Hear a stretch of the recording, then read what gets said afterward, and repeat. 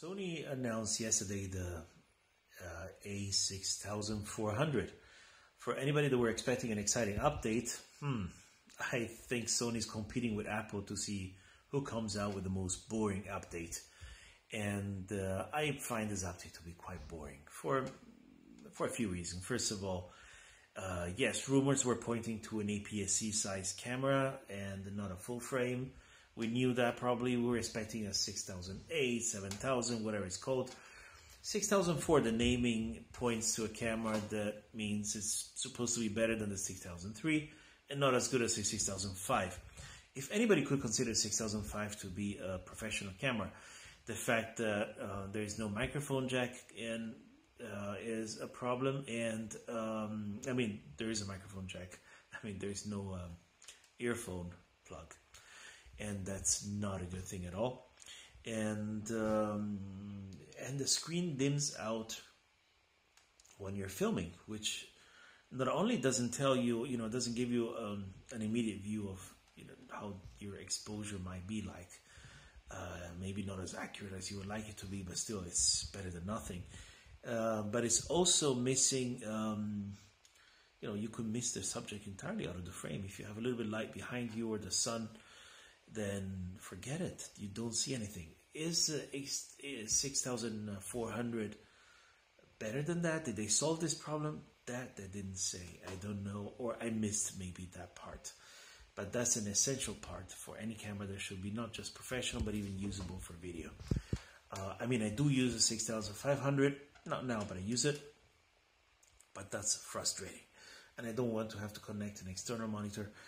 Not even just for selfies, because they're, for filming myself, because their screen don't flip, but even for filming other subjects. That is incredible. Sony is the only camera that doesn't have a screen that shows you when you're filming in full brightness. This is absurd.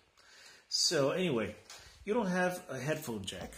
Sony knows very well that people want that, so they're still crippling their cameras Canon style. And while nobody really cares anymore what Canon does on, the semi-professional, even professional arena, some people still do, but you always have the older type people that want to have old things that they know despite how bad they are. But that's really stupid. And just because Sony comes out with a professional line of video cameras doesn't mean that they should be crippling their APS-C line. So that's not good. Their video quality is probably excellent. I have no doubts about it. I think it's probably going to be better than the 6500 series. And that starts to get a little bit confusing at that point. Which is better than which? Does it overheat? We don't know. It's a Sony. It probably does. What else do we have? Do their record button is it still placed in an absurd area that is really hard to reach and find? I think so. I'm hoping it isn't. I can't really tell from the photos that I have in front of me. I'm really hoping they moved that button away. Sony has been knowing for a long time that we don't want that. And yeah, so those are the points. The flip screen is nice if you're a YouTuber that like to film yourself. But if you do attach the extra microphone with the XLR entrance and the headphone jack, then you can forget that screen. So you have to choose. Are you going to film someone else, or are you going to use professional audio? Of course, we don't have dual card slots or other things. You have HDR video if anybody cares for that. So, what is my opinion on this update? Boring, even more boring than the iPhones. So I would say in this case, nothing to see.